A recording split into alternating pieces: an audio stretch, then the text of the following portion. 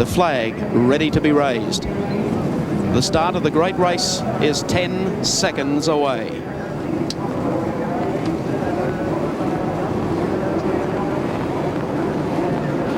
Racing in the 83 James Hardie Classic. Peter Brock in the 05 car off the inside gets away smartly, but Fury comes up with him. Jansen has been outgunned on the inside by John Harvey, who will move to third for the first time. Jim Richards then coming back on the inside of Peter Jansen. There's Dick Johnson making a good start too. They head up Mountain Straight for the first time, and we have a safe first corner as they head up to GTX Bend. Up the mountain they go. George Fury holding on to second place, but it's Peter Brock who leads the mountain. In third place, it's his teammate John Harvey, and the BMW of Jim Richards has shouldered his way past Peter Jansen to take up fourth spot. Jansen's back there in fifth. He'll be happy with that place. Dick Johnson going well in the big green Falcon. Brock for the first time up towards the cutting. Right out brushes the weeds. It won't be the first car to take a few tips of Paspalum off them. There's Johnson now in the green car coming through.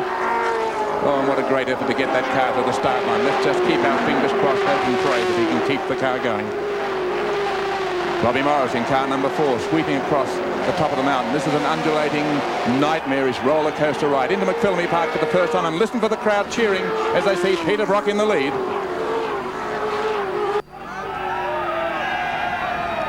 Brock goes sweeping down towards the dipper. Richards close up there in that group running in for the second spot. That's Richards in the black car, lifts the wheel. My heavens, he's quick through there. Morris going well. And Brock then will be the first car onto Conrod Straight. Richards, I notice, already trying to look for a way through John Harvey in third and fourth positions, but Brock has got a break on them as he heads down Conrod Straight the first time. Here we go, into the corner. First lap coming up, and it's Peter Brock in pride of place. Along the pit straight, there's the field. Peter Brock, the 05 Marlborough Commodore, leads lap 1 of the 83 Classic. John Harvey making up the second, and trouble for the Nissan team. George Fury's car is slowing, heading along pit straight, and the rest of the field are going by it on the inside. Here's George Fury, car 15, being passed by Grice and Warren Cullen. Race view is working fine, but the BMW, Evan, is in trouble, definitely. It's just not keeping pace now. No, he'll be coming to the pit surely, I would think, because he's being passed by cars that he should be well and truly ahead of. You can see a Mazda, then a Commodore screaming by. Falcon, 3 cars there. Yes, they're all going by. Certainly, as he goes through here, he'll have to come into the pits. So 2 of the leading contenders, 2 of the 4 cars on the front 2 rows of the grid in strife. Jim Richards will certainly keep well to the left and be the second car to head in towards pit row. Brock stretches it. Teammate Johnny Harvey looking good out there, running in second place as they come through BP cutting, and there's the gap between first and second. Peter Brock out front and leading the James Hardie for 83. Oh, internal hemorrhage. The Kraft Smith Ford Capri. Now it's a tyre. Through the cutting, Allan Grice, presently placed in second. John Harvey, 25 in third. Allan Moffat across the start-finish line to complete yet one more lap in the James Hardie 1000 for 1983. Started off 14th position on the grid and is now up to 8th with a flock of Commodores, 7 of them, in fact, in front of them. Hello, 05, Peter Brock is in the pits. Well, one sensation after another in this race. The leader of the race coming in very slowly, too. Just crawling into the pit area, the mechanics hustling around to find out what's wrong. They're putting fuel in. Anyhow, that's automatic. Larry Perkins, the co-driver, adopts the role of team manager, says, what's the trouble? They've got the bonnet up. It's something up front. Not much doubt about what's happened to Peter Brock. There's a very large lump of oil lying around down here, puddles of it everywhere. And quite obviously at the end of the straight, there was this great cloud of blue smoke came from the car, and it's quite apparent that he's blown an engine or blown a gasket of some kind, probably around about the sump area. Oh, dearie me, and one's just gone into the wall up there at the top of the mountain, not far from where, of course, Dick Johnson. Yes, no, he's gone in very heavily in front. The question is, as the driver gets out, he's a bit shaky, but okay. One of the RX-7s. Here's Peter Brock now walking into the pit area. To break the bad news to brother Phil, do you think? I think so. He's saying, I'll take over, Phil, because there's no sweat, mate.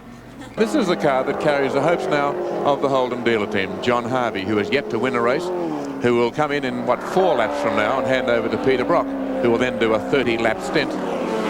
So the hopes of the Holden dealer team rest in the shoulders of the men driving this car, currently running in second spot following Allan Grice. We've got ourselves a tank full of dirty fuel, and we've somehow or the other, where it's come from, goodness only knows, but it's right through the fuel system, into the injector pumps and everything, so we've really got a total strip out in our hands at the moment, and you're just from hero to zero in about 2 seconds flat. On Harvey, out like a flash. In goes Brock. A little taller driver, Brock, and they have to do some adjustments here in a hurry. Well, they would have had good practice because it was Philip Brock that was going to take over, and Philip is about a foot and a half taller than Peter. And he's away. Peter Brock's back in the race, and we'll see how the Holden Marlborough dealer team cars go from here. At Mount Panorama, Race View is back in business. Jimmy Richards on the track in the BMW after an episode in which it was claimed they had dirty fuel. Was it dirty work? Well, the suspicion is there, I guess, but by gee, the car is back and powering, and I mean, hold on, because this is the ride of your life. Sensational speed. That gives you a totally new concept. Sitting at home across Australia, watching the James Hardie 1000. We go back to this scrap that's continuing, and guess who's still dicing? Allan Moffat in the 43 Mazda, and Bobby Morris, the comeback boy, in number 4, driving the John Sands Commodore with Rusty French in this race. And They outbrake him. It'll be side by side down into the braking area. Bob Morris on the outside, Allan Moffat on the inside with the right line. But Morris is going to persist. There's no braver driving at Bathurst today. But no, Moffat is going to shoulder him out of the way, and it'll be Moffat who will take the corner. He'll cut back on the inside, Morris, if he can pull it, and Allan Moffat, number 43, the Stuyvesant Mazda, having all sorts of trouble trying to shake Morris, who says, I was shot on the inside. Couldn't pull it that time. They come into the left-hander, and once again, Morris will hound Moffat all the way to the top of the mountain. It's Lawrence Hazelton and Jerry Starberg in a Capri, one of the 3-litre class cars, car number 57, on the top of the mountain and off the wall, or on the wall, it's more like it, hanging on the wall. Huge dramas in the pits for Allan Moffat. They can't open the driver's side door. Katayama scrambles across. Moffat pulls open the passenger side door, remembering it's a left-hand drive car. Now Moffat clambering in, trying desperate to get into the car because Perkins leads him by a minute, 26 on the track. How the devil the door became jammed unless Katayama's had a collision somewhere around the track with another car or with a wall. What an amazing incident. Moffat wrenching at the door, desperate, couldn't get... Oh, he's almost collected Perkins in car 25. Jingo me, that was close. An important pit stop here. Peter Brock getting back in. That's a quick stop. They're clear on this side, clear on the other. Water on the windscreen. Haven't got too much time to do it. Peter said, get out of the way, I'll go. And Brock is underway. He'll probably drive to the end of the race. Oh, no. Oh, the car's gone. After passing the car, and it spun at the top of the mountain, coming down, just clips the wall. That is not a good place to be if anyone was travelling very, very close to him at the time. So Peter Jansen has taken over from David Parsons, has lasted only half a lap. Peter Brock, just look at the signs, the signals, and he acknowledges too.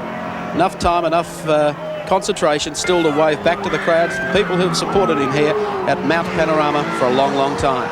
And even the people who support somebody else simply cannot help feeling a great deal of admiration for Peter Brock.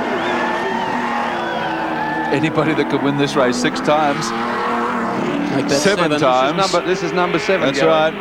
Deserves the greatest admiration. Certainly right. Quick wave to the cameraman, quick wave also to the spectators. Great presence of mind.